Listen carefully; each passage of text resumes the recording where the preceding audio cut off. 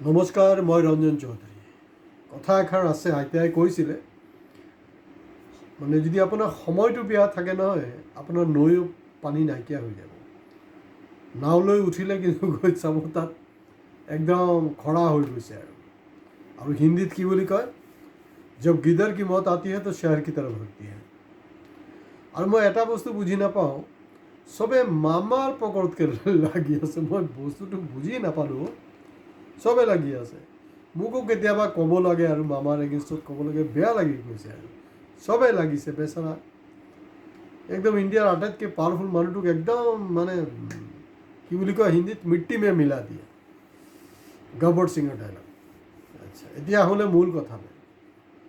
মূল কথাটো এনেকুৱা, অংক ষ্টাৰ্ট হৈ গৈছে দেই, অলৰেডি অংক ষ্টাৰ্ট হৈ গৈছে। কাৰণ ভোট গণনা ষ্টাৰ্ট হোৱা নাই, আমাৰ নেতাবিলাকৰ অংক ষ্টাৰ্ট হৈ গৈছে। অখিল গগৈৰ এটা ষ্টেটমেণ্ট পালোঁ যে 90টা যদি বিৰোধীয়ে আসন পায় সেইটো আচৰিত হ'ব লগা একো নহয়। তাৰপিছত আৰু এটা ষ্টেটমেণ্ট পাইছোঁ যে 70ৰ পৰা 80টা আসন পাব। গ'ল। এইফালে বদৰুদ্দিন আজমল, অখিলুদ্দিন একেইতো মাল হয়, গমেই পাইছে। বেয়া নাপাব আৰু মাল শব্দটো ইউজ কৰিছোঁ, কাৰণ খুদ আমাৰ মুখ্যমন্ত্ৰী ইউজ কৰেতো, গতিকে মোৰো এইটো অধিকাৰ আছে বুলি মই ভাবোঁ। আকৌ বেয়া নাপাব, কোন কাৰ ভক্ত মই নাজানো। এইফালে বদৰুদ্দিনে ক'লে যে আমি AIUDF 20টা পাম, তো এইফালে যদি 80টা ধৰোঁ, এইফালে 20টা, 100টাতো হৈ গ'ল, এটা চেছ আহি আছে। তেতিয়াহ'লে তো যদি পাৱাৰত আহি যায় তেতিয়াহ'লে কি হ'ব? একদম নিশ্চিত, মানে হিমন্ত বিশ্ব মমা বুলি নহয়, মমাহঁত মানে কি, মমাটো কেইবাজনো আছে নহয়, অকল হিমন্ত বিশ্বৰ পকৰতকৈ লাগি আছে। পীযুষ হাজাৰিকা কি মামা নহয় নেকি? আপোন মামা নহয় আপোনালোকৰ, অলপ দূৰ সম্পৰ্কীয়। কেলে জয়ন্ত মল্লক মামা নহয় নেকি? কিবা কি জয়ছোৱাল আছিলে নে সিংঘাল আছিলে, কি মনত নাই আৰু ইমান।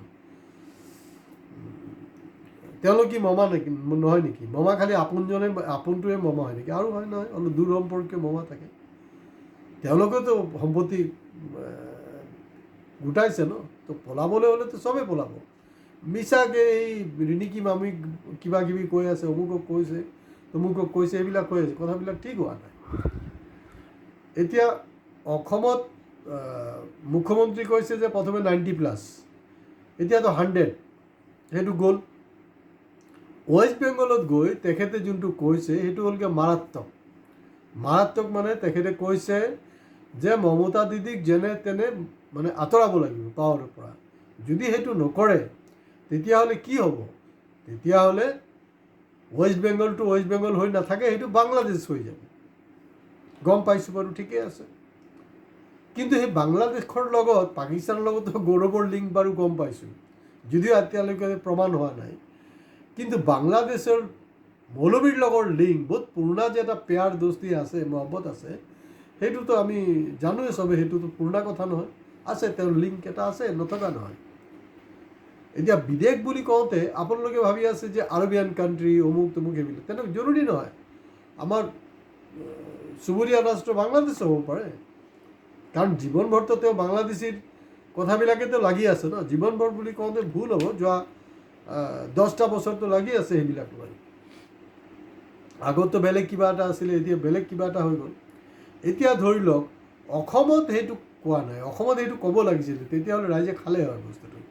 ৱেষ্ট বেংগলত গৈ তেওঁ যেনেকৈ ক'লে, অসমতো ক'ব লাগিছিলে যে বিজেপি যদি চৰকাৰ নাহে, মই যদি মুখ্যমন্ত্ৰী হ'ব নোৱাৰোঁ, তেতিয়া কিন্তু অসমখনো বাংলাদেশলৈ গুচি যাব, সেইটো ক'ব লাগিছিলে। কিন্তু তেওঁৰ পলম হ'ল, তেখেতৰ সেইটো পলম হৈছে কৈ।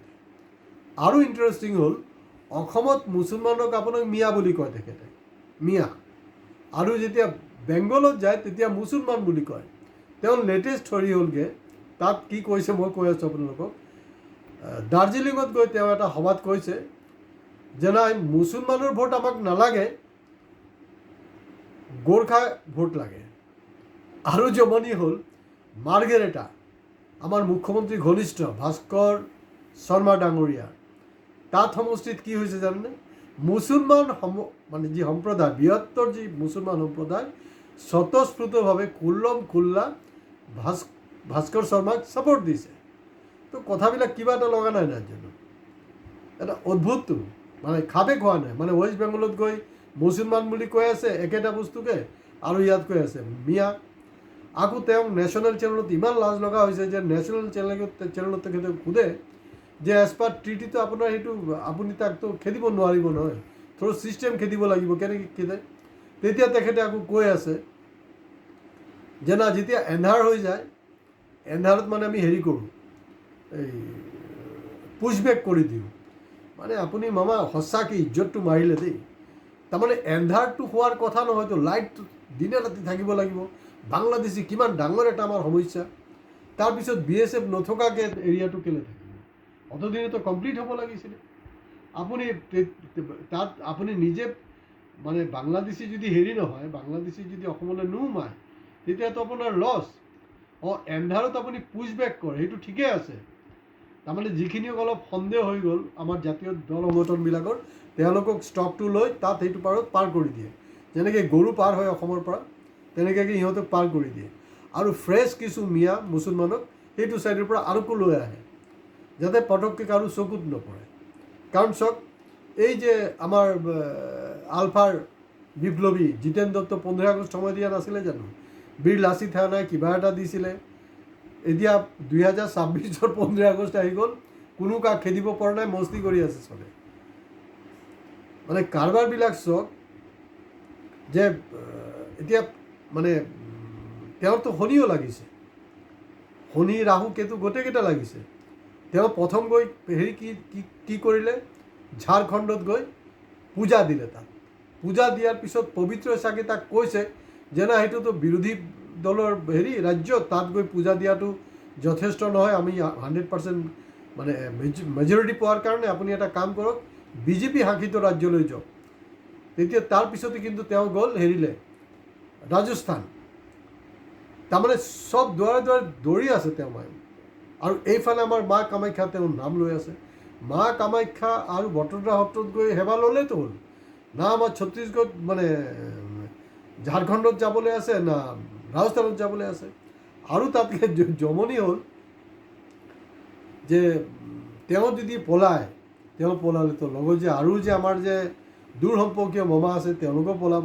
তো গতিকে ছ'চিয়েল মিডিয়াত যিবিলাকে কামুৰি আছে অকল হিমন্ত বিশ্ব কামুৰি নাথাকিব, বাকী যে মমাহঁত আছে, কিয় হয় মনত পৰিলে অশোক সিংঘাল লিষ্টত আছে নহয়, বহুত টকা মাৰিলে বোলে, সম্পত্তি কৰিলে আৰু কিবা কিবি। আমাৰ পীযুষ হাজাৰিকা সম্পৰ্কেতো কৈছে দেখোন, জাগিৰোডত নিৰ্বাচনী সভাত আপোনাৰ তেওঁৰ যি ৰাষ্ট্ৰীয় সভাপতি BJPৰ, তেখেততো কৈছেই দেখোন যে না, এওঁ কিন্তু আমাৰ এনেকৈ ভোট দিব, কাৰণ এওঁ আমাৰ পীযুষ হাজাৰিকা হ'লগৈ ডেপুটি CM। গতিকে CMৰ পাপৰ ভাগিদাৰতো এইকেইটাৰো আছে ন, এইকেইটা। গতিকে যদি চকু ৰাখিবলৈ, আৰু সঁচাকৈ যদি এনেকুৱাকৈ অখিল গগৈৰ আৰু এইটো হিচাপটো ঠিকেই থাকে। আৰু মই এটা বস্তুটো বুজি পোৱা নাই, অখিলৰ দিনতো কোনো গেৰেণ্টি নাই। আৰু এইফালে বদৰুদ্দিনে ইলেকশ্যনৰ আগত কংগ্ৰেছৰ লগত এলায়েন্স নাই, এলায়েন্সৰ কাৰণে দিল্লীত গৈ ভৰি চেলিকিছে কংগ্ৰেছৰ হাইকমাণ্ডৰ, পাত্তা পোৱা নাই আল্টিমেটলি। কিন্তু এতিয়া কৈছেন আমি 20টা পাম। আৰে ভাই, তোৰ বাপেকে 20টা যদি পাওঁ, আমি বাহিৰৰ পৰা ছাপোৰ্ট কৰিম। মানে অংক চলি আছে। গতিকে অংক কিন্তু চবৰ চলি আছে। আৰু এই যে ৰাতিৰ এন্ধাৰত পুছবেক যে কৰে বাংলাদেশীক, তেনেকৈ কিন্তু মাজতে এটা কুৱেশ্যন ওলাইছিলে যে ৰাতি ৰাতি তেওঁ ঝাৰখণ্ডলৈ কিয় যায় হিমন্ত বিশ্ব শৰ্মা। গতিকে গোটেইখিনিৰ উত্তৰ হিমন্ত বিশ্ব শৰ্মা আৰু তেওঁৰ ভক্তসকলে আমাৰ আজিৰ কমেণ্ট বক্সত কমেণ্টছ দিয়ক। হয়, লগতে আপোনালোকে লাইক শ্বেয়াৰ কৰক ভিডিঅ' আৰু ছাবস্ক্ৰাইব কৰিবলৈ প্লিজ নাপাহৰিব।